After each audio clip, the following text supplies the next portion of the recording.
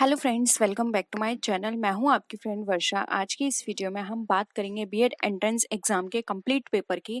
ये commerce student के लिए होगा और इसमें आपको वो सारे सब्जेक्ट्स मिलेंगे जो कि आपके एंट्रेंस एग्ज़ाम में पूछे जाते हैं। यानी कि आपको एक कंप्लीट पेपर मिलेगा, आप इसको सॉल्व कीजिए, प्रैक्टिस कीजिए और ये भी एनालाइज कीजिए कि आपके कितने क्वेश्चंस ठीक जाते हैं। आप इसको एग्ज़ाम की तरह लीजिएगा, तो कोई भी चीटिंग मत करिएगा और बिल्कुल सीरियस होकर इस पेपर को दीजिएगा, तभी आपको आइडिया लग पाएगा कि आपकी कितनी तैयारी है।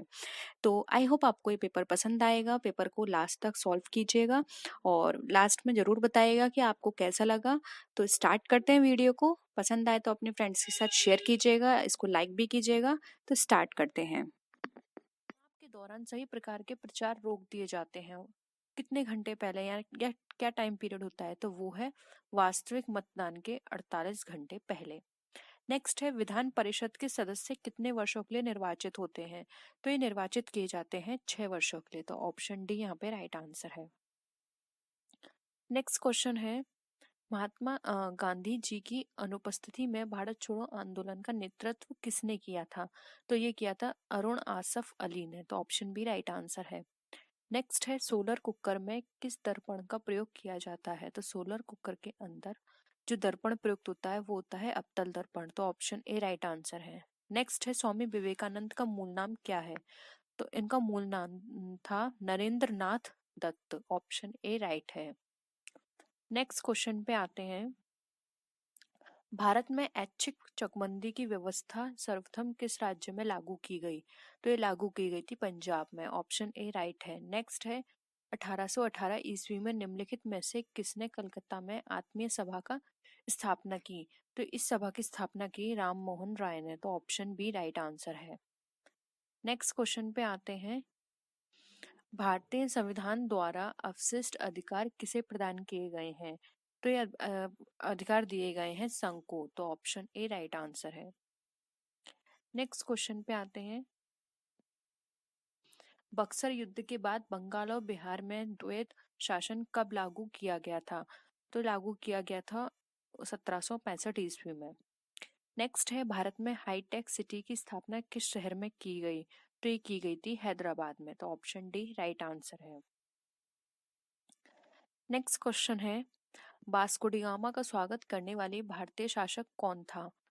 तो वो थे जमोरिन। ऑप्शन डी राइट है। नेक्स्ट है विक्रमशिला गैंगोटिक डॉल्फिन आश्रयणी बिहार के किस जिले में स्थित है? तो ये स्थित है भागलपुर में। ऑप्शन बी राइट आंसर है। नेक्स्ट क्वेश्चन है 8 मार्च को किस रूप में मनाया जाता है? तो 8 मार्च मनाया जाता है अंतर्राष्ट्रीय महिला दिवस के रूप में। ऑप्शन सी राइट है। नेक्स्ट क्वेश्चन पे आते हैं। वृद्ध गंगा के नाम से कौन सी नदी प्रसिद्ध है? तो ये है गोदावरी। ऑप्शन डी राइट है। नेक्स्ट है चाय के उत्पादन में भारत का विश्व में कौन सा स्थान है? तो भारत का विश्व में प्रथम स्थान है। तो ऑप्शन ए राइट आंसर है। नेक्स्ट क्वेश्चन है 1927 ईस्वी के साइमन कमीशन का कांग्रेस ने बहिष्कार किया था क्योंकि अब कांग्रेस थी, उन्होंने इसका बहिष्कार किया था क्योंकि अगर हम बात करें तो वो था कि इसमें कोई भी भारतीय सदस्य नहीं था, इसलिए इसका बहिष्कार किया गया था। नेक्स्ट क्वेश्चन है, अब यहाँ पे बताना है एड्स का पूर्ण नाम क्या है? तो एड्स का पूर्ण नाम है एक्वायर्ड इम्यूनो डिफिशियंसी सिंड्रोम, यानी कि ऑप्शन सी। नेक्स्ट है स्वांगलार कहाँ की जनजाति है? तो ये है पंजाब की। ऑप्शन बी राइट आंसर है। नेक्स्ट क्वेश्चन है बांग्लादेश की मुद्रा क्या है? तो इसकी मुद्रा है टका। नेक्स्ट है विक्रेता बाजार ऐसी स्थिति बताता है जहां पर मांग पूर्ति अधिक से होती है। तो ऑप्शन बी राइट है। नेक्स्ट क्वेश्चन है यूनेस्को ने 21 फरवरी को किसके संघर्ष एवं बलिदान के सम्मान में अंतर्राष्ट्रीय मातृभाषा दिवस घोषित किया है? तो ये किया है बांग्लादेशियों के संघर्ष और बलिदान के सम्मान में। तो ऑप्शन ए राइट आंसर है। नेक्स्ट है किसके शासनकाल में राज्य के धर्म इस्लाम समाप्त किया गया था? तो ये समाप्त किया गया था अकबर के द्वारा। तो ऑप्शन सी राइट आंसर है। नेक्स्ट क्वेश्चन पे आते हैं। वर्ष 2011 की जनगणना के अनुसार भारत के किस राज्य की जनसंख्या सबसे कम है?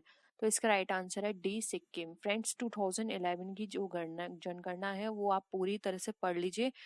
20 डे सीरीज आप देखेंगे तो 20 डे सीरीज में वहां पर आपको जनगणना से रिलेटेड सारे इंपॉर्टेंट पॉइंट्स मिल जाएंगे। जनगणना से रिलेटेड 1 या 2 क्वेश्चन जरूर आते हैं। आपने कल की वीडियो देखी होगी तो आपने देखा होगा, उसमें भी 2 से 3 क्वेश्चन पूछे गए हैं। तो आपको जनगणना हमेशा याद रखनी है।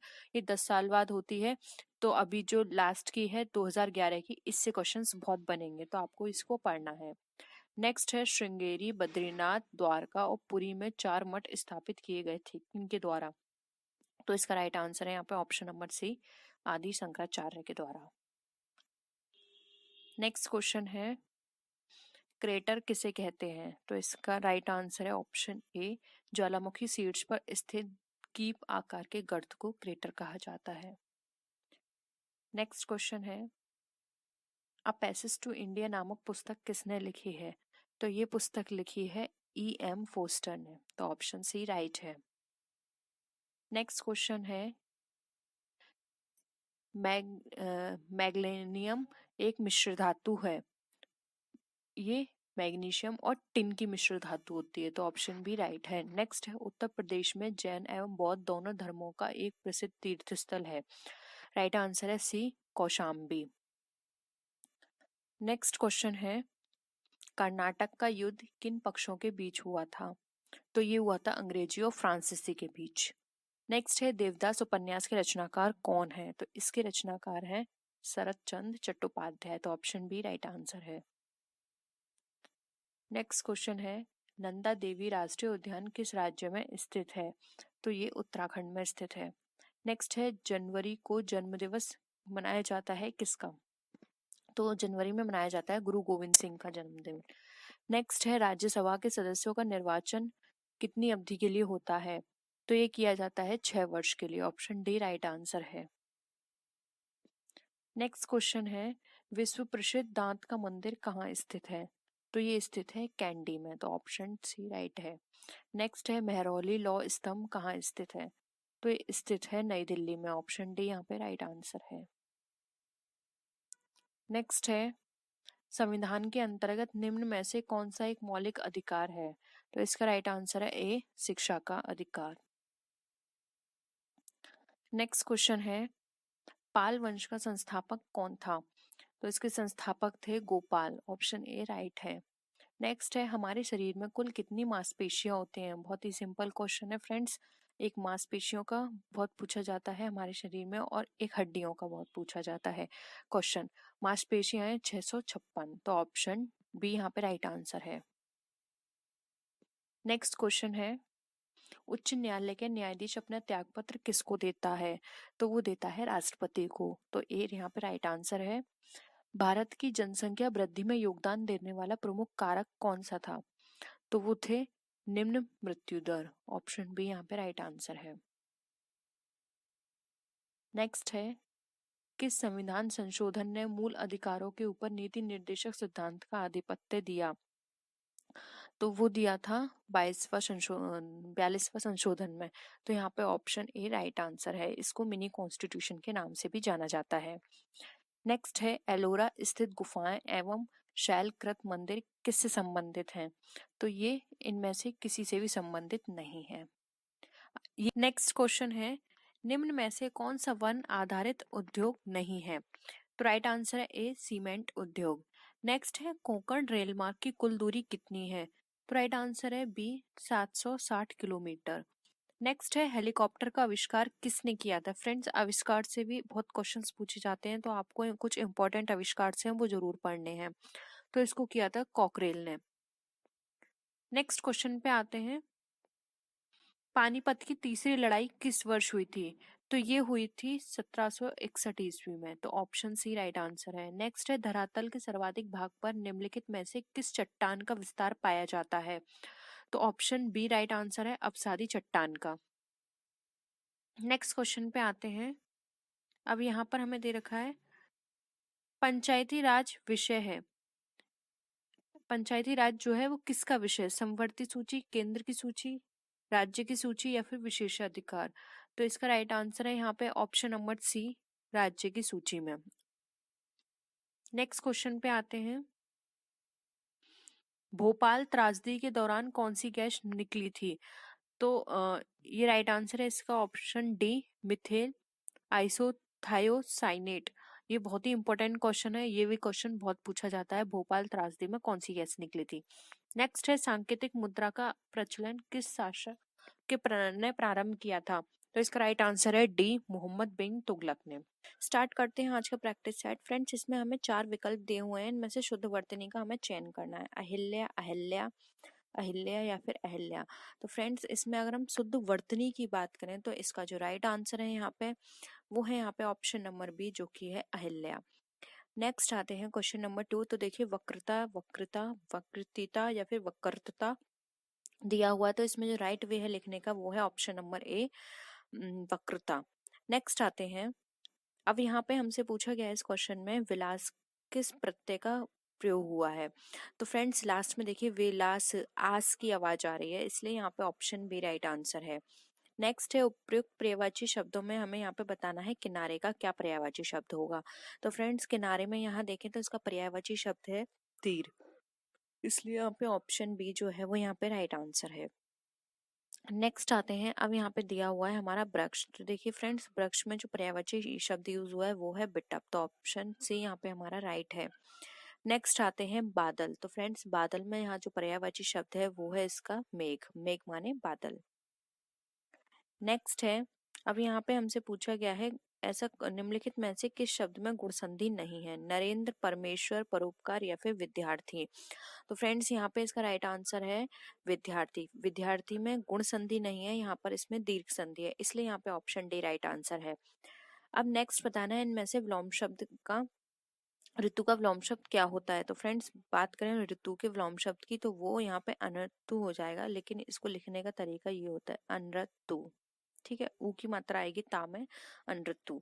तो ऑप्शन ए यहाँ पे राइट आंसर है। नेक्स्ट है आदि। तो ये भी बहुत सिंपल है, हम सबको पता है आदि का विलोम शब्द होता है अंत। फिर आता है आवाहन, आवाहन का विलोम शब्द होता है यहाँ पे फ्रेंड्स विसर्जन, इसलिए यहाँ पे ऑप्शन बी राइट आंसर है। नेक्स्ट है। अब यहाँ पर है जो आकाश में विचरण करता हो। ठीक है, आकाश में विचरण करता हो के लिए एक शब्द क्या होगा? रजनीचर, निशाचर, खच्चर या खेचर। तो फ्रेंड्स इसको बोला जाता है खेचर। नेक्स्ट है गुण शब्द का विलोम क्या होगा? तो गुण का क्या होता है? दोष, इसलिए ऑप्शन ए यहाँ पे राइट आंसर है। नेक्स्ट है। अब यहाँ पर हमें बताया हुआ है उस शब्द का चयन कीजिए जिससे इन वाक्यांशों के स्थान पर रख देने से उस संपूर्ण वाक्यांशों का अर्थ प्रकट हो जाए। जैसे कि वह जमीन जिसमें कुछ भी पैदा ना हो वो क्या कहलाती है? तो फ्रेंड्स वो कहलाती है ऊसर, ऑप्शन बी राइट आंसर है। नेक्स्ट है बनावटी रूप को क्या बोलते हैं? अकृत्रिम, कृत्रिम, प्राकृतिक या फिर प्रत्यक्ष। तो उसको बोलते हैं कृत्रिम, तो ऑप्शन बी राइट आंसर है। नेक्स्ट है जो पसीने से उत्पन्न हो उसे क्या कहा जाता है? स्वयंभू, जरायु, स्वदेशज या फिर निर्मूल। तो इसको कहा जाता है स्वदेशज।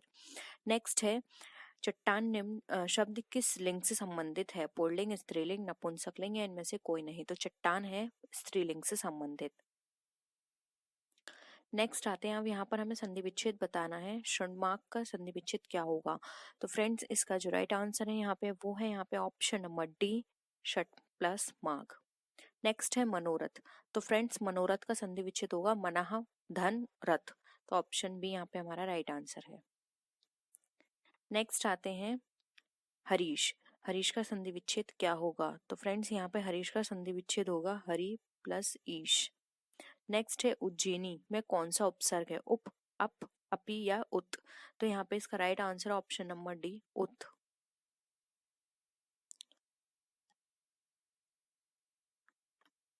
सही विकल्प का चयन कीजिए। नीलकमल। तो नीलकमल में कौन सा यहाँ पे ये प्रयुक्त हुआ है? तो फ्रेंड्स यहाँ पे बात करें इसके राइट आंसर की तो ऑप्शन नंबर सी यहाँ पे राइट है, इसमें कम धार्य है। ठीक है, नेक्स्ट आते हैं चतुर्युग। अब इसमें कौन सा समास है? तो इसमें बात करें तो इसमें द्विगु समास है। ठीक है, क्योंकि यहाँ पे अंक की बात की जा रही है, जहाँ पे अंकों की बात की जाती है वहां द्विगु समास होता है। नेक्स्ट है जवाहर किस भाषा का मूल शब्द है? तो फ्रेंड्स इसकी राइट आंसर की बात करें तो राइट आंसर है इसका ऑप्शन नंबर डी, तत्पुरुष समास। नेक्स्ट है प्रयत्न के आधार पर रा व्यंजन की किस कोटि में आता है? प्रकंपित, संघर्षित, स्पर्श या अधस्वर। तो रा आता है प्रकंपित में, तो ऑप्शन ए यहाँ पे हमारा राइट आंसर है। नेक्स्ट है जो विज्ञान जानता है उसके लिए एक शब्द क्या होगा, तो उसका होगा वैज्ञानिक, तो option A again right answer है। नेक्स्ट है निम्न में से कौन सा वाक्य शुद्ध है। गांधी जी नित्य चरखा काटते थे, गांधी जी नित्य चरखा चलाते थे, गांधी जी नित्य चरखे को चलाते थे, या फिर गांधी जी नित्य चरखे को काटने के लिए चलाते थे। तो फ्रेंड्स यहाँ पे इसका right answer option number B, Gandhi ji नित्य चरखा चलाते थे। नेक्स्ट है सभा की कार्यवाही शुरू होने जा रही है। सभा की कार्यवाही शुरू करने जा रही है। सभा की कार्यवाही शुरू होने की प्रतीक्षा है या फिर सभा की कार्यवाही शुरू होने वाली है। तो यहाँ पे अगर हम राइट की बात करें तो डी राइट है, सभा की कार्यवाही शुरू होने वाली है। नेक्स्ट आते हैं, अब यहाँ पे हमें रिक्त स्थान दे रखे हैं, हमें सही विकल्प बताना है। अर्धमूर्छित रोगी रात भर करता रहा, क्या करता रहा। तो फ्रेंड्स अगर हम किसी रोगी की बात करते हैं तो रात भर प्रलाप करता रहता है, तो ऑप्शन बी राइट आंसर है। नेक्स्ट है ना मैं किसी की उपेक्षा करता हूँ ना किसी की डैश, तो इसमें क्या आएगा। तो आप इसी से अंदाजा लगा लीजिए उपेक्षा का जो विलोम शब्द है वो क्या होगा। तो उपेक्षा का क्या होता है, अपेक्षा। तो यहाँ पे हो जाएगा ना मैं किसी की उपेक्षा करता हूँ ना ही किसी प्रकार की अपेक्षा, तो यहाँ पे ऑप्शन सी राइट आंसर है। नेक्स्ट है जिसकी डैश होती है उसका विनाश निश्चित है, क्या व्युत्पत्ति, निष्पत्ति, उत्पत्ति या फिर संपत्ति। तो फ्रेंड्स यहाँ पर बात की जा रही है, तो विनाश के हम विलोम की देख लेते हैं, तो उत्पत्ति होता है, तो राइट आंसर है उत्पत्ति। जिसकी उत्पत्ति होती है उसका विनाश निश्चित है। नेक्स्ट है, अब हमें मुहावरे दिए हों उनका अर्थ बताना है। आगे कुआ पीछे खाई का क्या मतलब है। तो फ्रेंड्स आगे कुआ पीछे खाई का मतलब होता है दोनों ओर मुसीबत होना, तो ऑप्शन सी यहाँ पे हमारा राइट आंसर है। नेक्स्ट है उल्टे बांस बरेली को, इसका क्या अर्थ है। तो इसका अर्थ होता है विपरीत काम करना, तो ऑप्शन ए यहाँ पे अगेन राइट आंसर है। नेक्स्ट है घाट घाट का पानी पीना, इसका क्या मतलब होता है। बेकार होना, विद्वान होना, अनुभवी होना या फिर घर घर स्नान करना। तो इसका जो राइट आंसर है वो है यहाँ पे ऑप्शन नंबर सी, वो है अनुभवी होना, यानी कि हर तरह का उसको अनुभव होना, हर तरह की हर फील्ड में उसका अनुभव होना। नेक्स्ट है पंचरत्न का समास विग्रह क्या होगा। पांच रत्नों का समूह, पांच रत्नों का संग्रह, पांच रत्न समूह या फिर पांच रत्न जा है। तो फ्रेंड यहाँ पर बात करें तो इसका जो राइट आंसर है वो है यहाँ पे ऑप्शन नंबर बी, पांच रत्नों का समूह। नेक्स्ट है जो यश से युक्त हो उसके लिए क्या है। यशस्वी, यशोदा, यशोमती या फिर यशी। तो फ्रेंड्स यहाँ पे इसका राइट आंसर है ऑप्शन नंबर ए, यशस्वी। नेक्स्ट है तैरने की इच्छा को कहते हैं तरणिच्छा, तितीक्षा, संतर्पेच्छा या फिर जलावतरणेच्छा। तो यहाँ पे राइट आंसर की बात करें तो ऑप्शन यहाँ पे राइट है हमारा बी, तितीक्षा। नेक्स्ट आते हैं, अब यहाँ पे हमें लोकोक्तियों के अर्थ बताने हैं। कहाँ राजा भोज, कहाँ गंगू तेली, तो इसका क्या राइट आंसर होगा। तो राइट आंसर होगा इसका यहाँ पे ऑप्शन नंबर डी, बड़ों के साथ छोटे लोगों की बराबरी नहीं हो सकती। ठीक है। नेक्स्ट है थोथा चना पाजे घना, यानी कि इसका क्या मतलब होगा। तो फ्रेंड्स राइट आंसर है डी, अल्पज्ञ व्यक्ति अधिक बोलता है। ठीक है। नेक्स्ट है आम के आम गुठलियों के दाम, यानी कि दोहरा लाभ, ठगी करना, नकली वस्तु देना या मनमानी करना। तो आम के आम गुठलियों के दाम का मतलब यहाँ पर होता है दोहरा लाभ होना, तो ऑप्शन ए राइट आंसर है। नेक्स्ट बात करते हैं अकाल और उसके बाद कविता किस कवि की रचना है। नागार्जुन, केदारनाथ अग्रवाल, सूर्यकांत त्रिपाठी निराला या फिर मुक्तिबोध। तो इसका राइट आंसर ऑप्शन नंबर ए जो कि है नागार्जुन। नेक्स्ट है अभिशंसा में कौन सा उपसर्ग है। अपि, अभि, अव या फिर अनु।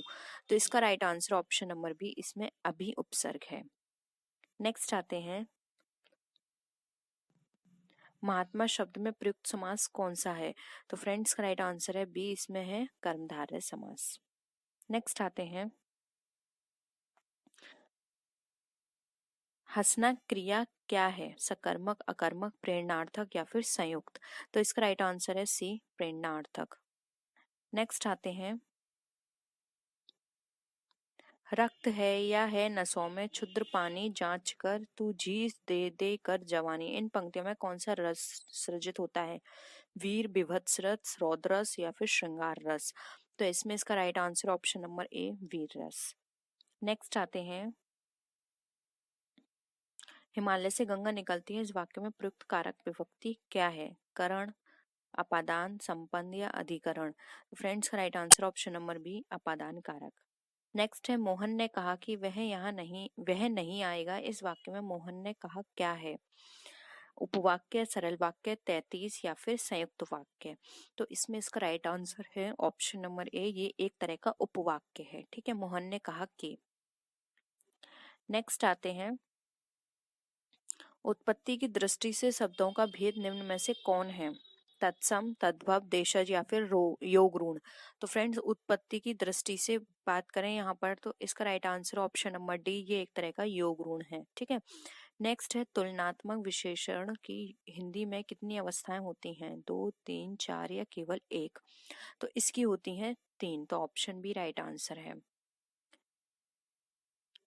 नेक्स्ट क्वेश्चन है, प्रकाश के सामने अंधेरा टिक न सका, यह किस प्रकार का वाक्य है? तो इसका जो राइट आंसर है वो है यहाँ पे ऑप्शन नंबर ए, ये एक तरह का सरल वाक्य है। नेक्स्ट है, स्वर कितने होते हैं? 5, 7, 9 या 10? तो यहाँ पर हम बात करें तो ये होते हैं 10, तो ऑप्शन डी यहाँ पे हमारा राइट आंसर है। ठीक है फ्रेंड्स, लेकिन अगर हम बात करें, जैसे कि मैंने अपनी और भी वीडियोस में बताया था, आपने हमारी 20 डे सीरीज वीडियो भी देखी होगी, तो वहां भी हमने ये बात की थी स्वरों की। तो फ्रेंड्स, अगर देखिए यहाँ पे वैसे तो स्वर हमारे टोटल 11 होते हैं। ठीक है, लेकिन यहाँ पे ऑप्शन में दे रखा है 5, 7, 9, 10, तो आप 10 पर ही टिक कीजिएगा। वैसे 11 होते हैं स्वर। हस्व और दीर्घ में हस्व हमारे 3 होते हैं, आ, ई, उ, और दीर्घ जो होते हैं वो होते हैं हमारी आ, बड़ी ई, बड़ा ऊ, छोटी ए, बड़ी ए, छोटा ऊ, बड़ा ऊ और री। ठीक है, तो ये 11 होते हैं, लेकिन ऑप्शन में 10 है तो आप 10 ही टिक कीजिएगा, और अगर 11 आते हैं तो 11 टिक कीजिएगा। 5 से 4 का मल्टीप्लाई करेंगे एंड 3 से 1 का, तो 5 4 से कितना होता है? 20 आ गया, और 3 से 1 का मल्टीप्लाई किया तो कितना आ गया? 3, इसको ऐड कर दिया 23। 7 से 6 का मल्टीप्लाई कीजिए, 7 6 जा 42 एंड 3 4 जा 12, तो कितना हो गया? 54। देखिए, वही 22 हो गया। अब देखिए 9 में किसका मल्टीप्लाई करें कि 40 आए, तो आप ऐसे करिए, 40 में 22 को माइनस करिए, कितना निकल कर आया? ये हमारा 18। अब 9 के टेबल में 18 कितनी बार आता है? 2 टाइम। तो देखिए यहाँ पे ऑप्शन 2 हमारा सी राइट आंसर होगा, क्योंकि अगर हम सी पे क्लिक करेंगे तब यहाँ पे हमारा आंसर जो है वो हमारा सही निकल कर आएगा। तो यहाँ पे हम 2 लिखेंगे, 9 से 2 का मल्टीप्लाई करेंगे, 18 निकल कर आया। अब 18 और यहाँ पे 22 ऐड करेंगे तो 14 हो जाएगा हमारा। तो ये था हमारा ऑप्शन नंबर यहाँ पे सी राइट आंसर। आई होप ये क्वेश्चन आपको क्लियर होगा। नेक्स्ट क्वेश्चन आते हैं, 42, 18, 13, 16, 32, 40 एंड 36, 18 एंड 27। अब देखिए फ्रेंड्स, यहाँ पे क्या चीज कॉमन है? 6 के टेबल की बात करें तो 6 के टेबल में 42 भी आता है, 18 भी आता है एंड 30 भी आता है। ठीक है, उसी तरह से 18 की बात करें तो 16, 32 एंड 40 ये आता है। अब यहाँ पर हम बात करें 36, 18 एंड 27 में ऐसी कौन सी संख्या लेकर आए जो इससे पूर्णतः विभाजित हो? तो देखिए फ्रेंड्स, 9 में यहाँ पर अगर हम देखें तो 18, 36 एंड 27, 27, 9 भी आता है हमारा। ठीक है, तो 9 से ही कट जाएगा। एक बार 18 से देख लेते हैं, तो फ्रेंड्स 18 से ये नहीं कटेगा। ठीक है, 12 से देखें तो 12 से ये नहीं कटेगा, 6 से देखें तो 6 से भी नहीं कटेगा। तो यहाँ से 9 एक ऐसा नंबर है जिससे ये 36, 18 एंड 27 ये तीनों कट जाएंगे, इसलिए यहाँ पे ऑप्शन बी हमारा राइट आंसर है। नेक्स्ट आते हैं, अब यहाँ पर देखिए ये हमें वैल्यू दे रखी है 7, 9, 98 एंड 140, ये किस तरह से आया? तो देखिए फ्रेंड्स, 7 7 जा कितना होता है? 49। अब 49 में 2 का मल्टीप्लाई यानी कि 7, ये जो 7 है इसमें 7 का मल्टीप्लाई करेंगे तो 49 आया। इस 49 में मल्टीप्लाई करेंगे 2 का तो 98 आया। अब इस 98 में हम क्या करें? ये जो 98 है इसमें आप ये जो 49 आया है और ये जो 7 है, 49 माइनस 7 कर लीजिए, कितना हो गया ये हमारा? 49 में अगर हमने 7 माइनस किया तो ये हमारा हो गया 42। अब 42 में 98 प्लस 42 इसको ऐड कर दीजिए, तो ये हमारा कितना निकल कर आएगा, ये हो जाएगा हमारा 140। ठीक है, ये हमारा 140 हो जाएगा। तो आई होप ये आपको कॉन्सेप्ट क्लियर होगा।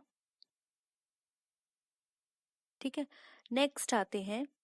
अब उसी तरह से ये देखिए सेकंड वाली 21 में आप 22 का मल्टीप्लाई करेंगे तो कितना हो गया 441।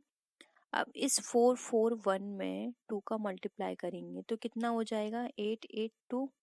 अब उसी 882 में ऐड करेंगे 441 माइनस 21, तो ये कितना हो जाएगा 882 प्लस 441 में अगर 21 माइनस करेंगे तो ये कितना हो जाएगा 420।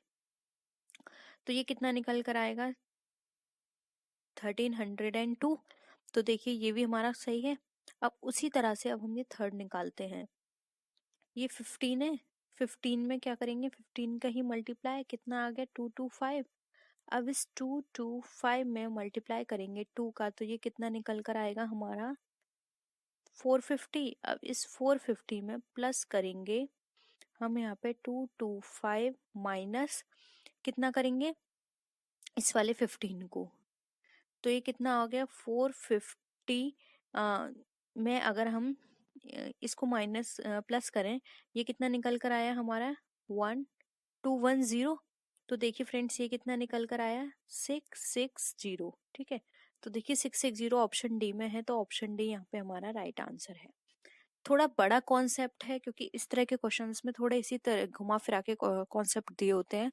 तो मैं कहूंगी आपसे कि इस तरह के क्वेश्चंस जो हैं वो आप लास्ट में ही करें क्योंकि इसमें बहुत टाइम जाएगा और फिर भी आपको 1 मार्क ही मिलेगा। तो कोशिश करिए इस तरह के क्वेश्चंस को आप बाद में करें क्योंकि इसमें बहुत टाइम जाने वाला है आपका, क्योंकि ये कॉन्सेप्ट समझने में ही टाइम लग जाएगा कि इसमें कौन सा कॉन्सेप्ट है। ठीक है,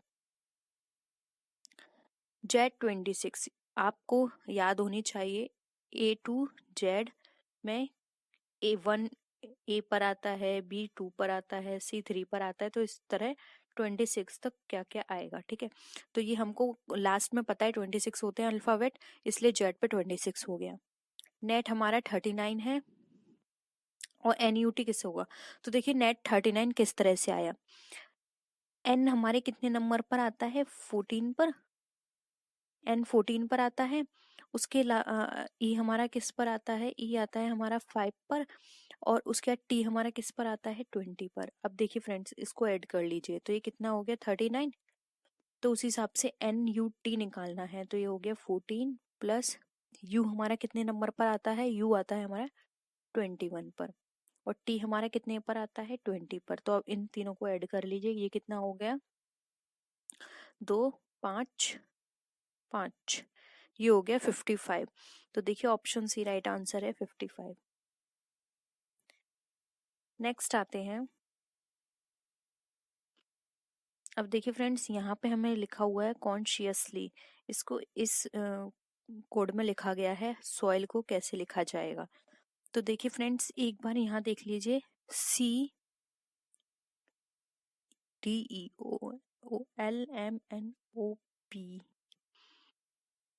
देखिए यहाँ पर अगर हम देखें तो यहाँ पर इसका कोई कॉन्सेप्ट नहीं है, डायरेक्ट हमें ये देखना होगा एस से क्या बना है, एस यहाँ पर है 4th नंबर पर, तो देखिए एस से एन आ गया। ठीक है, ओ यहाँ पर है ई, यानी कि ई आ गया। आई है यस, SCI, यानी कि यहाँ पर ई से हमारा क्या बनेगा CON 1 J। एल से हमारा क्या दिया हुआ है के, तो देखिए हमारा NEJK होना चाहिए, NEJK। यस, ऑप्शन बी यहाँ पे हमारा राइट आंसर है। ठीक है, आई होप ये क्लियर हुआ होगा। NEJK यानी कि जो वर्ड यहाँ पे दे रखा है सेम उसी के नंबर पे देखना है कि यहाँ पे कौन सा इन्होंने नंबर दे रखा है, वही हमें उठा लेना है अपनी इस स्पेलिंग के अकॉर्डिंग। ठीक है, नेक्स्ट आते हैं। अब यहाँ पे हमें क्वेश्चन दे रखा है, निम्न में से कौन सा शब्द दिए गए शब्दों के अक्षरों से नहीं बनाया जा सकता, उपरोक्त शब्द के हर एक अक्षर का एक ही बार प्रयोग हो। एफिशिएंट, तो देखिए फ्रेंड्स, एफिशिएंट में यहाँ पे ए दे रखा है, ए तो यहाँ है ही नहीं, तो ये तो कट गया। फिर भी एक बार मैच कर लेते हैं, ये बन सकता है, ये भी बन सकता है, एंड ये भी बन सकता है। ठीक है, तो ऑप्शन ए राइट आंसर है, ये हमारा नहीं बन सकता। नेक्स्ट है नेसेसरी। नेसेसरी में देखिए फ्रेंड्स, यहाँ पर आई गिवन नहीं है, तो नाइस नहीं बन सकता। ऐसे भी बन सकता है, रेस बन सकता है, इजी बन सकता है, तो यहाँ पे ऑप्शन ए राइट आंसर है, ये हमारा नहीं बनेगा। नेक्स्ट है, अमित पूर्व की दिशा में 5 किलोमीटर गया। तो आप सबको पता है कि पूर्व दिशा क्या होती है, वो पूर्व की दिशा में 15 किलोमीटर गया है, यहाँ है 15 किलोमीटर गया। ठीक है, तब वह मुड़कर 22 किलोमीटर चला गया। अब यहाँ पर वो मुड़कर कितने किलोमीटर गया है, 22 किलोमीटर गया है। ठीक है, अब वह 22 किलोमीटर गया। अब उसके बाद उसने क्या किया, फिर वह बाएं मुड़कर 15 किलोमीटर चला, फिर से वो बाएं मुड़कर 15 किलोमीटर चला। तो हम एक प्रारंभिक स्थान से कितनी दूरी पर है, तो देखिए 5 किलोमीटर की दूरी पर ही होगा, तो यहाँ पे ऑप्शन डी राइट आंसर है, 5 किलोमीटर। आई होप ये भी आपको क्लियर हुआ होगा। नेक्स्ट है, एक चूहा पूर्व की ओर दौड़ता है। अब एक चूहा क्या है, इस यहाँ पे मानते हैं पूर्व की ओर दौड़ा। ठीक है, 20 माना, 20 दौड़ा, और दाएं मुड़कर 10 दौड़ा। दाएं मुड़ के कितना दौड़ा, 10, ये दाएं हो गया। फिर दाएं मुड़कर 9 दौड़ा। अब दाएं मुड़कर कितना दौड़ा, 9, और फिर बाएं मुड़कर 5 दौड़ा। अब बाएं मुड़कर कितना दौड़ा, 5, और फिर बाएं मुड़कर 12 दौड़ा। ये 9 था, 10 11 12, ये 12 दौड़ा। अब अंत में वह बाएं मुड़कर 6 दौड़ा, तो यानी कि 5 से थोड़ा सा ऊपर 6 दौड़ा। अब क्या बोल रहा है ये क्वेश्चन, अब चूहे के सामने कौन सी दिशा है, तो यहाँ पे दिशा बतानी है, तो उसके सामने कौन सी दिशा है, तो चूहे के सामने उत्तर दिशा है। तो देखिए ऑप्शन बी राइट आंसर है। ठीक है, ये इसका फेस इस तरफ है, इस तरफ क्या होता है हमारा, नॉर्थ यानी कि उत्तर, तो ऑप्शन बी यहाँ पे राइट आंसर है। नेक्स्ट क्वेश्चन है, 5 लड़के एक पंक्ति में बैठे हुए हैं। अब 5 लड़के हैं, एक पंक्ति बना लेते हैं। ठीक है, एक बी के दाई है। अब ए जो है, बी को हम सेंटर में बिठाते हैं, हो सकता है साइड भी हो, लेकिन हम सेंटर में बिठाते हैं। अब ए कौन है, बी के दाएं हैं, यानी कि ए को यहाँ बिठा दिया। ई बी के बाएं हैं, ई को यहाँ बिठा दिया। अब हो सकता है ई यहाँ भी हो। ठीक है, बाएं है, लेकिन ये नहीं बताया कि बिल्कुल बाएं हैं। ठीक है, परंतु सी के दाएं हैं, सी के दाएं हैं तो यानी कि सी यहाँ होगा। यदि ए डी के बाएं है तो बीच में कौन बैठा है। ठीक है, अगर ए कौन है, डी के बाएं है, तो डी यहाँ पर आ गया, तो बीच में कौन बैठा है, देखिए बीच में बी बैठा है, इसलिए यहाँ पे ऑप्शन बी राइट आंसर होगा, बी। फर्स्ट क्वेश्चन में हमसे यहाँ पूछा गया है, देखिए यहाँ पे हमें ये सीरीज दी हुई है, हमें देखना है कि यहाँ पे कौन सा बन सकता है यहाँ पर। तो देखिए फ्रेंड्स, 8 में 12 किस तरह से आएगा, 8 को 2 से मल्टीप्लाई करेंगे, कितना हो गया 16, 16 में -4 करेंगे तो कितना आ जाएगा हमारा 12। उसी के अकॉर्डिंग अगर देखें तो 6 में हम मल्टीप्लाई किसका करेंगे, हम यहाँ पर 6 में मल्टीप्लाई करेंगे 2 का। 2 में अगर कितना हो गया 12, 12 में अगर हम 4 माइनस करेंगे तो ये हमारा कितना निकल कर आ जाएगा 8। तो देखिए 8 यहाँ पे ऑप्शन ए करेक्ट है, राइट आंसर होगा ए। नेक्स्ट क्वेश्चन पे आते हैं, 13, 19 एंड 21। देखिए 13 से 19 किस तरह से आया, अगर हम 13 में 19 देखें तो इन दोनों का डिफरेंस हमें क्या बता रहा है, इन दोनों का डिफरेंस हमें बता रहा है 6। 21 में अगर हम 6 माइनस करेंगे तो क्या आना चाहिए हमारे, यहाँ पे 15 मिलना चाहिए, लेकिन 15 हमें नहीं दे रखा है, यहाँ पे 14 दे रखा है, तो ये कॉन्सेप्ट नहीं होगा। दूसरा कॉन्सेप्ट देख लेते हैं, ए का 1 का स्क्वायर किया, इस 13 में 1 है, 1 का स्क्वायर किया 1, 3 का स्क्वायर किया, यहाँ पे 3 3 9, ठीक है 19 निकल कर आ गया। अब 2 का स्क्वायर करेंगे, 2 का स्क्वायर कितना हो गया 4, और यहाँ पर फिर बाद में 1 है, 1 का स्क्वायर करेंगे कितना हो गया 1, तो हो गया हमारा 41। आंसर है यस, ए यहाँ पे हमारा राइट आंसर होगा। नेक्स्ट है गरुड़ क्या करता है, झपट्टा मारता है। तो बतख क्या करती है, गरुड़ जो होता है वो गति करते समय तेजी से झपट्टा मारता है, यानी झटके से उड़ता है। उसी प्रकार बतख जो होती है वो अपनी चाल से चलती है। तो यहाँ पर ऑप्शन ए जो है वो राइट आंसर हो जाएगा। उतारती नहीं है, यहाँ पर तैरती नहीं है, फुदकती नहीं है, बतख की तरह चलती है, तो ये सही राइट होगा इसका।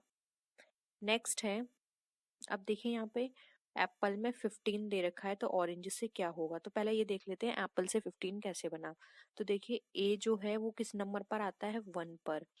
आपको पूरा पता होना चाहिए वी कितने पर आता है, वी आता है 16 पर, P sorry again second P ये भी हमारा 16 पर, एल आता है हमारा 12 नंबर पर, एंड ई आता है हमारा 5 नंबर पर। तो अगर हम इन सारे नंबर्स को ऐड कर लेंगे 1, 16, 16, 12 एंड 5, तो ये मिलाकर हो जाएंगे हमारे 50। तो देखिए ये 50 आ गया। उसी अकॉर्डिंग हम ऑरेंज देख लेते हैं। तो ऑरेंज में ओ हमारा आता है 15 नंबर पे, आर आता है 18 नंबर पे, ए आता है 1 नंबर पे, एन आता है 14 नंबर पे, जी आता है हमारा 7 नंबर पे, एंड ई आता है हमारा 5 नंबर पे। अब हम इन सबको ऐड करेंगे तो ये हमारा हो गया 0, ये हो गया 6, तो ये हो गया हमारा 60। तो देखिए ऑप्शन ए करेक्ट है, 60 इसका राइट आंसर होगा। नेक्स्ट है आवास। आवास का मतलब यहाँ पे संबंध बताया गया है किराए से, यानी कि हम अगर किसी के आवास को उपयोग में लाते हैं तो वहां हमें किराया देना पड़ता है। उसी तरह जब हम यात्रा करते हैं तो हमें क्या देना पड़ेगा, यात्रा भाड़ा। इसलिए यहाँ पे ऑप्शन सी राइट आंसर है।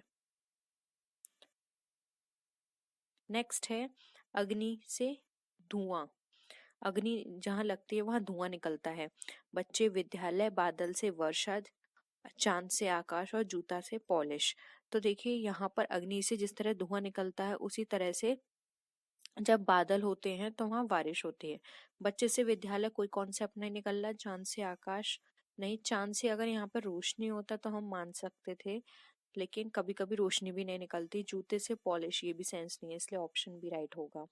नेक्स्ट है ग्रेनेड जो होती है हमारी वो और जो बंदूक है दोनों ही हमारे क्या है, ये अस्त्र की तरह काम करते हैं। बहन भाई, माता पिता, आदमी औरत और शीर्ष और मस्तिष्क।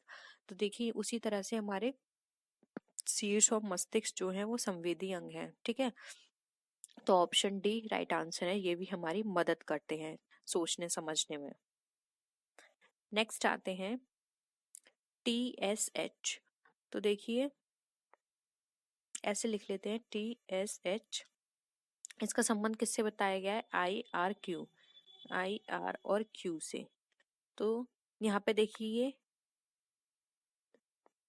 R से T हम करेंगे -2 पर, और अगर T से जाएंगे तो -2 होगा, R से जाएंगे तो +2 होगा।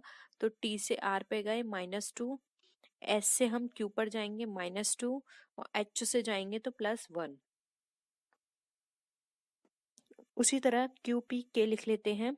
Q से हम करेंगे -2 तो कितना आएगा O, P से हम करेंगे यहाँ पे -2 तो कितना आएगा N, और K से K से +1 करेंगे तो हमारा कितना निकल कर आएगा L। तो ये हो गया LON। तो यहाँ पे ऑप्शन बी जो है वो हमारा राइट आंसर होगा। नेक्स्ट आते हैं निम्नलिखित प्रश्नों में दिए गए विकल्पों में से विषम और शब्द हमें देखने हैं। SPNL ZW और TQ। तो देखिए S से P पर जब हम जाएंगे तो ये हमारा -3 करना पड़ेगा, ठीक है, तब हम P पर जाएंगे। N से हम L पर जाएंगे तो क्या हो गया -2, और Z से हम जाएंगे W पर तो ये हो गया हमारा -3, और T से Q पर जाएंगे तो हो गया -3। तो देखिए N और L वाला -2 है, ये अलग है हमारा, इसलिए ऑप्शन भी राइट आंसर होगा। नेक्स्ट है मेजर, कर्नल, ब्रिगेडियर, एडमिरल। तो देखिए मेजर, कर्नल, ब्रिगेडियर ये सारे हमारे किससे रिलेटेड हैं? भारतीय थल सेना से रिलेटेड है। जबकि एडमिरल जो होता है वो हमारा नौसेना का शीर्ष रैंक वाला व्यक्ति होता है, हेड बोल सकते हैं एडमिरल। तो इसलिए एडमिरल डिफर है, इसलिए राइट आंसर होगा डी। नेक्स्ट है life insurance corporation, United India insurance company limited, national insurance company और नेशनल इंश्योरेंस कंपनी लिमिटेड। तो यहाँ पर देखिए लाइफ इंश्योरेंस को छोड़कर बाकी सारी जो कंपनियां हैं वो सारी हमारी बीमा कंपनियां हैं, जबकि लाइफ इंश्योरेंस जो है वो लाइफ से रिलेटेड है, जबकि ये सारी हमारी मतलब हम ये बोल सकते हैं लाइफ से रिलेटेड नहीं है, वस्तुओं से रिलेटेड, जिसको हम बोलते हैं ना, एक होता है हमारा लाइफ इंश्योरेंस, एक होता है नॉन लाइफ इंश्योरेंस, तो ये हमारी इसी से रिलेटेड है। लेकिन एक और चीज याद रखिए फ्रेंड्स, इस क्वेश्चन में आपको पूरे मार्क्स मिलेंगे क्योंकि यहाँ पे ऑप्शन सी और डी दोनों ही सेम है। तो ये क्वेश्चन ही गलत है, लेकिन आप इस तरह से फिर भी ये देख सकते हैं ये हमारी अलग है लाइफ इंश्योरेंस कॉरपोरेशन, बाकी सारी हमारी लाइफ से रिलेटेड नहीं है, जबकि लाइफ इंश्योरेंस कॉरपोरेशन हमारी लाइफ से रिलेटेड है, तो ये डिफर हो गई। नेक्स्ट है रुकावट, रोग, बाधा और अड़चन। तो यहाँ पे रुकावट, बाधा और अड़चन ये सारी सेम है, किसी चीज को रोकने का बता रही हैं, जबकि रोग जो है वो हमारा यहाँ पर क्या होता है, कोई बीमारी को बता रहा है, जबकि रुकावट, बाधा, अड़चन किसी चीज को रोकने से संबंधित है, इसलिए डिफर है ऑप्शन बी। नेक्स्ट है बिगाड़ना, इलाज, अंगभंग और विकृत करना। तो यहाँ पे डिफर है हमारा ऑप्शन नंबर बी, इलाज, जबकि बिगाड़ना, अंगभंग और विकृत करना लगभग सबका मीनिंग एक निकल रहा है, तो ऑप्शन बी राइट आंसर है। नेक्स्ट है सुकरात, विथोवन, मोजार्ट और वाच। तो यहाँ पर सुकरात जो है वो एक यूनानी दार्शनिक था, विथोवन की बात करें तो ये एक जर्मनी का रचनाकार था और ये एक संगीतकार भी था। मोजार्ट की बात करें यहाँ पर अगर हम देखें तो ये एक जर्मनी का कंपोजर था, सॉरी ऑस्ट्रेलियन कंपोजर था मोजार्ट यहाँ पर, और बाच जो है यहाँ पे जर्मनी कंपोजर है। तो आप देखिए डिफर जो है वो है हमारा सुकरात, जबकि बिथोवन, मोजार्ट और वाच ये सारे हमारे कंपोजर थे, संगीत से रिलेटेड थे, जबकि सुकरात हमारा दार्शनिक था। नेक्स्ट है 132 5, 125 8, 124 7, 112 4। तो ये किस तरह से है, तो देखिए यहाँ पर 112 जो है ये हमारा 4 लिखा हुआ है यहाँ पर, अगर हम इसको 4 से डिवाइड करेंगे तो हमारा कितना निकल कर आएगा 28। 8 को 125 से डिवाइड करेंगे तो निकल कर आएगा 15.63। और अगर 132 को 5 से डिवाइड करेंगे हम यहाँ पर तो हमारा निकल कर आएगा 26.4। और 124 को 7 से डिवाइड करेंगे तो निकल कर आएगा 17.71। तो देखिए डिफर क्या है हमारा, डिफर यहाँ पर है ऑप्शन डी, क्योंकि बाकी सारे के आंसर हमें पॉइंट्स में मिल रहे हैं, जबकि हमारा डी जो है वो बिल्कुल विभाज्य हो गया, 28 आंसर है, इसलिए डिफर है ऑप्शन डी। नेक्स्ट है 6246, 6296, 7137, 7267, 4344, 4684, 5235, 5465। तो इसमें देखिए डिफर जो है 6246, 6296 ये दोनों संख्या जो है बीच का अंतर सबसे कम है, आप इनके अंतर निकाल लीजिए, सबके अंतर, ठीक है, आपस में इनके अंतर निकाल लीजिए। पहली संख्या का अंतर यहाँ पे 50 है, दूसरी संख्या देखें तो इसका अंतर 130 है, तीसरी संख्या का अंतर 340 है और चौथी संख्या का अंतर हमारा 230 है। तो देखिए सबसे कम अंतर हमारा फर्स्ट का है, तो ऑप्शन ए यहाँ पे हमारा राइट आंसर है। नेक्स्ट है निम्नलिखित प्रश्नों में से एक अनुक्रम दिया है जिनमें एक पद लुप्त है, दिए गए विकल्पों में से वह सही विकल्प चुनिए जो अनुक्रम को पूरा करे। ठीक है, तो देखिए यहाँ क्वेश्चन YX UTS ONML। अब देखिए यहाँ पर YX है, Y से X पर जाएंगे -1, UTS अगेन आप आपस में तो -1 है, जबकि दूसरे पे जाने के लिए -3 है, फिर अगेन -1 -1 -1, फिर S पे O पर जाने के लिए -3, फिर अगेन N से O से N पर जाने के लिए -1, N से M पे जाने के लिए -1 और L पे जाने के लिए -1। ठीक है, तो देखिए यहाँ पर अब हमें क्या लेकर आना है, ये हमारा -4 था, ठीक है, क्योंकि देखिए यू एक्स से जब हम यू पर जाएंगे तो -3 करना पड़ेगा, और एस से ओ पर जाएंगे तो -4 है। अब यहाँ पे एल दे रखा है, तो एल से माइनस हमें क्या लेना पड़ेगा, एक बार 3 आया, एक बार 4 आया, अब एक बार 5 लेना है, तो -5 करेंगे एल से, तो एल से -5 करेंगे तो हमारा निकल कर आएगा जी, और जी से -1 करेंगे तो एफ, फिर आएगा ई, फिर आएगा डी, और फिर आएगा सी। तो देखिए जी एफ ई डी सी ये निकल कर आएगा। लेकिन देखिए ऑप्शन यहाँ पर जो है बी, यहाँ पर हमें सी दे रखा है, ये जी होना चाहिए था, तो हो सकता है मिस प्रिंट हो, या फिर अगर क्वेश्चन गलत है तो अगेन आपको मार्क्स मिल जाएंगे। तो ये होगा हमारा जी एफ ई डी और सी, तो ऑप्शन बी लगा लीजिए आप, इसको सी को जी कर लीजिए, ठीक है। नेक्स्ट है D A E H E L I, फिर डैश है, फिर है टी एन। तो यहाँ पर देखिए डी ए कैसे आया है, हम यहाँ हमारा हम सबके फर्स्ट नंबर लेते हैं, डी से एच -4, एच से एल -4, अब एल से नेक्स्ट पर जाएंगे -4, तो क्या निकल कर आएगा पी। उसी तरह ए से ई पर जाएंगे -4, सॉरी माइनस नहीं है, प्लस है सब में, सॉरी माइनस नहीं है। ए से ई पर जाएंगे +4, ई से आई पर जाएंगे +4, आई से नेक्स्ट पर जाएंगे +4 करेंगे तो हो जाएगा जे, और जे से +4 करेंगे तो हो जाएगा एन। तो ये आएगा हमारा P J, option A right है। अब नेक्स्ट देखिए यहाँ पर क्वेश्चन BEINT, तो BEINT से हमारा क्या निकल कर आ रहा है, बी से प्लस करे कितने पर -3, ई से आई करा तो कितना हो गया -4, सॉरी एक बार फिर से कर लेते हैं, BEINT एंड डैश, बी से ई पर जाएंगे +3, ई से आई पर जाएंगे +4, आई से एन पर जाएंगे +5, एन से टी पर जाएंगे +6, एंड टी से नेक्स्ट जाएंगे +7 पर। तो यहाँ पर देखिए यहाँ हमारा निकल कर आएगा ए, ठीक है।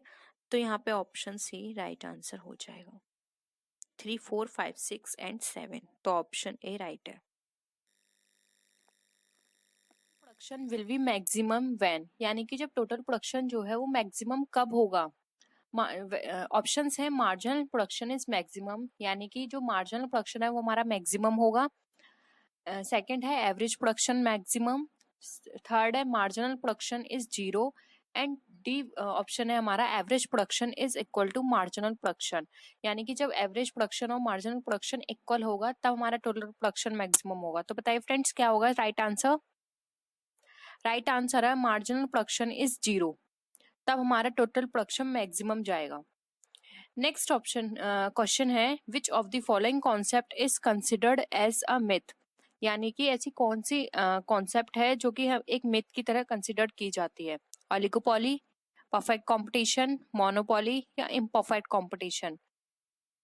तो फ्रेंड्स का राइट आंसर है be perfect competition. Perfect competition consider की जाती है एक मिथ की तरह। इसमें बताया जाता है कि सब चीज बहुत फेवरेबल होंगे, जबकि प्रैक्टिकली ऐसा नहीं होता है कि सब चीज आपके फेवर में हो, हर कंडीशन आपके अकॉर्डिंग चले। नेक्स्ट क्वेश्चन है which of the following is a pricing method. तो प्राइसिंग मेथड क्या है, सीजनल, कॉस्ट प्लस, प्रमोशनल या नन ऑफ दिस। बताइए इसमें से जो कॉस्ट प्राइसिंग मेथड है वो कौन सा है। तो फ्रेंड्स राइट आंसर है बी कॉस्ट प्लस मेथड एक प्राइसिंग मेथड है। नेक्स्ट क्वेश्चन है demand has the following element, यानी डिमांड के अंदर कौन कौन से एलिमेंट होते हैं, क्वांटिटी, प्राइस, टाइम या ऑल ऑफ दीज। तो फ्रेंड्स का राइट आंसर है D all of these. Next question है national income may be determined through, यानी कि जो नेशनल इनकम है वो किसके थ्रू डिटरमाइन की जाएगी, income approach, expenditure approach, productive approach या ऑल ऑफ द अबव। तो फ्रेंड्स राइट आंसर है इसका D all of the above, जिसके अंदर इनकम, एक्सपेंडिचर एंड प्रोडक्टिव तीनों अप्रोच को कंसिडर किया जाएगा। नेक्स्ट क्वेश्चन है price discrimination policy helps in increasing profit in case of, यानी प्राइस डिस्क्रिमिनेशन पॉलिसी हमारे प्रॉफिट को किस केस में इंक्रीज करती है प्रॉफिट, परफेक्ट कंपटीशन में, मोनोपोलिस्टिक कंपटीशन में, मोनोपोली में या ओलिगोपोली में। तो फ्रेंड्स बताइए क्या होगा इसका राइट आंसर। इसका राइट आंसर है सी, मोनोपोली में। जो हमारी प्राइस डिस्क्रिमिनेशन पॉलिसी है वो हमारे प्रॉफिट को इंक्रीज करती है, क्योंकि फ्रेंड्स मोनोपोली में क्या होता है कि जो इंडस्ट्रीज होती हैं वो मोनोपोली क्रिएट कर देती हैं। मोनोपोली इन द सेंस वो जो प्राइस रखती हैं मार्केट में, उसी प्राइस पर उनका प्रोडक्ट बिक जाता है, क्योंकि मोनोपोली के अंदर सेलर एक होता है, बायर बहुत सारे होते हैं। तो अगर सेलर एक है तो बायर को अगर वो प्राइस ज्यादा है किसी भी प्रोडक्ट का, तब भी उसको वो प्रोडक्ट उसी से ही खरीदना होगा, क्योंकि किसी और के पास वो अवेलेबल नहीं है। तो इस कंडीशन में जो प्रॉफिट जो होता है इंक्रीज करने में बहुत हेल्प मिलती है। Tax authorities are grouped into two main wings, administrative and. तो आपको बतानी है टू मेन विंग्स हैं, तो एक एडमिनिस्ट्रेटिव है, दूसरी कौन सी है, जुडिशियल है, मैनेजरियल है, एग्जीक्यूटिव या क्लैरिकल है। तो फ्रेंड्स राइट आंसर है ए, जो कि है जुडिशियल। नेक्स्ट है what are the exemption limit in hostel expenditure allowance, यानी हॉस्टल एग्जेम्पशन एक्सपेंडिचर अलाउंस में कितनी एग्जेम्पशन है। 200 per month, 300 per month, 400 per month या 500 पर मंथ। तो फ्रेंड्स राइट आंसर है बी, जो कि है 300 पर मंथ। नेक्स्ट है income from a farm house is, यानी कि फार्म हाउस से जो इनकम हो रही है वो किस तरह की इनकम है। Income from house property, income from business, agriculture income या फिर इनकम फ्रॉम अदर सोर्सेज। तो फ्रेंड्स इसका जो राइट आंसर है वह है ऑप्शन सी, जो कि है एग्रीकल्चर इनकम। नेक्स्ट है income on which income tax is not charge are called, यानी ऐसी कौन सी इनकम है जिसपे इनकम टैक्स चार्ज नहीं किया जाता है। एग्जेम्पशनल इनकम कहलाती हैं, प्रिविलेज इनकम कहलाती हैं, एग्जेम्प्टेड इनकम कहलाती हैं, नन ऑफ द अबव। तो फ्रेंड्स राइट आंसर है इसका सी, जो कि है एग्जेम्प्टेड इनकम्स। नेक्स्ट क्वेश्चन है income accrued and received outside India is taxable in the hands of, यानी इनकम अगर कोई भी ऐसी इनकम है जो कि हमारे आउटसाइड इंडिया से हमें रिसीव हुई है या फिर एक्रू हुई है, तो वो किसके हैंड से वो टैक्सेबल मानी जाएगी। Non resident, resident and ordinary resident, resident and not ordinary या फिर नन ऑफ दीज। तो फ्रेंड्स का जो राइट आंसर है वो है ऑप्शन बी, जो कि है resident and not resident and ordinary resident. Next है past untaxed income brought to India is taxable in the hands of, यानी जो पास्ट की अनटैक्स्ड इनकम है अगर वो इंडिया में लाई गई है तो वो किसके हैंड में टैक्सेबल होगी। Resident and not ordinary resident, resident and ordinary resident, non resident या नन ऑफ दीज। तो फ्रेंड्स का राइट आंसर है डी, जो कि है none of the above. Next है exempted incomes are defined under section 15 of income tax act, 18 of income tax act, 10 of income tax act and 20 of income tax act। तो friends अभी आपने एक question किया है तो आई होप आपको इसका आंसर पता होगा। इसका राइट आंसर है सी, जो कि है 10 of the income tax act. Next है income absolutely exempt from tax are listed under, तो जो एब्सोल्युटली एग्जेम्प्ट होती हैं वो किसके अंदर लिस्ट है। सेक्शन 2, सेक्शन 10, सेक्शन 38 या सेक्शन 80C। तो फ्रेंड्स राइट आंसर है इसका बी, जो कि है सेक्शन 10। आज की हमारी इस वीडियो का फ्रेंड्स लास्ट क्वेश्चन है स्कॉलरशिप ग्रांटेड इज, यानी स्कॉलरशिप किस तरह की ग्रांट है। फुल्ली एग्जेम्प्टेड है, फुल्ली टैक्सेबल है, पार्शली एग्जेम्प्टेड है या फिर नन ऑफ द अबव। तो फ्रेंड्स इसका जो राइट आंसर है वो है ऑप्शन ए, जो कि फुल्ली एग्जेम्प्टेड। तो received bill is a part of which of the following, यानी कि जो प्राप्त बिल है निम्न में से किसका भाग होता है। लेजर का, ट्रायल बैलेंस का, जर्नल का या फिर फाइनल अकाउंट का। तो फ्रेंड्स प्राप्य बिल जो होते हैं वो हमारे जर्नल का पार्ट होते हैं, तो यहाँ पे ऑप्शन सी हमारा करेक्ट है। नेक्स्ट है why is government interested in accounting information, यानी कि जो गवर्नमेंट है वो अकाउंटिंग इंफॉर्मेशन में इंटरेस्टेड क्यों होती है, यानी उसमें रुचि क्यों लेती है। Government is aware of the business situation in the economy, यानी कि जो सरकार है वो व्यवसायिक स्थिति की जानकारी रखना चाहती है, जानकारी होती है उसको। Political parties are able to collect donations, यानी कि पॉलिटिकल पार्टी जो डोनेशन है उसको कलेक्ट कर सकती हैं। फॉर हाई टैक्सेशन के लिए, या फिर for tax assessment and defence policy determination, यानी कि कर निर्धारण या फिर रक्षा नीति निर्धारण हेतु। तो फ्रेंड्स सरकार लेखांकन इन्फॉर्मेशन जो भी हमारे अकाउंटिंग इन्फॉर्मेशन होते हैं उनमें इंटरेस्ट इसलिए देती है क्योंकि उससे इंफॉर्मेशन मिल जाती है कि कंट्री के अंदर जो बिजनेस है उनकी क्या सिचुएशंस हैं, जिसके अकॉर्डिंग वो पॉलिसी बनाने में उनको हेल्प मिलती है और साथ ही साथ उन्हें किसी भी तरह की कोई भी प्रॉब्लम होती है तो इजीली वो उसके लिए एक्शंस ले सकती हैं। तो ऑप्शन ए हमारा करेक्ट है। नेक्स्ट क्वेश्चन है which of the following is the amount withdrawal for purchase for personal use by the business owners, यानी कि अगर कोई भी व्यापारी अपने व्यापार से किसी भी तरह की राशि निकालता है तो उसको लिए हम कौन सा टर्म यूज करते हैं, द कमीशन, इंटरेस्ट, कैश या फिर विड्रॉल। तो फ्रेंड्स यहाँ पर जो हमारा ऑप्शन है, अगर हम ऑप्शन के अकॉर्डिंग देखें तो यहाँ पर इसका जो राइट आंसर होगा उसको हम बोलते हैं ड्राइंग्स। लेकिन फ्रेंड्स ऑप्शन में हमारे ड्राइंग्स कहीं भी गिवन नहीं है, तो कमीशन तो ये बिल्कुल हो नहीं सकता, इंटरेस्ट बिल्कुल भी नहीं होगा और कैश भी नहीं होगा। तो हम इसका राइट आंसर मानेंगे डी, विड्रॉल। कई बार फ्रेंड्स एग्जाम में इस तरह के क्वेश्चन आ सकते हैं और ये प्रीवियस ईयर का ही क्वेश्चन है, तो यहाँ पे विड्रॉल ऑप्शन में आया था तो आपको विड्रॉल ही टिक करना है, क्योंकि आप देख लीजिए वैसे आप सबको पता होगा कि ये ड्राइंग ही है इसका आंसर, लेकिन कई बार ऐसे होते हैं कि वो किसी और टर्म में भी उसको एक्सप्रेस कर सकते हैं, लिख सकते हैं। तो आपको वहां पे एलिमिनेशन मेथड से देखना है कि ये ऑप्शन नहीं हो सकते, तो यही इसका करेक्ट आंसर होगा। तो ऑप्शन डी हमारा करेक्ट है। नेक्स्ट आते हैं how to assess general principles of accounting, यानी कि जो लेखांकन के सामान्य सिद्धांत हैं उसकी परख कैसे की जा सकती है, कॉस्ट के बेसिस पर, on the basis of simplicity, on the basis of utility या फिर on the basis of elasticity. तो फ्रेंड्स लेखांकन के सिद्धांत होते हैं उसका हम परख कर सकते हैं उसकी यूटिलिटी के बेसिस पे, यानी कि कोई भी जो हम ट्रांजेक्शन कर रहे हैं उसकी क्या यूटिलिटी है। तो ये प्रिंसिपल ऑफ अकाउंटिंग भी है कि हम यूटिलिटी के बेसिस पर उसको असेस कर सकते हैं। तो हमारा ऑप्शन सी करेक्ट है। नेक्स्ट क्वेश्चन पे आते हैं लेजर इज प्रिपेयर्ड, यानी कि खाता बही तैयार की जाती है फ्रॉम परचेज बुक ओनली, यानी कि परचेज बुक से, सेल्स ओनली, सेल्स से, कैश ओनली, कैश से, from the books of account and journal, यानी कि जो प्रारंभिक लेखे की बहियां और जर्नल से हम पता कर सकते हैं।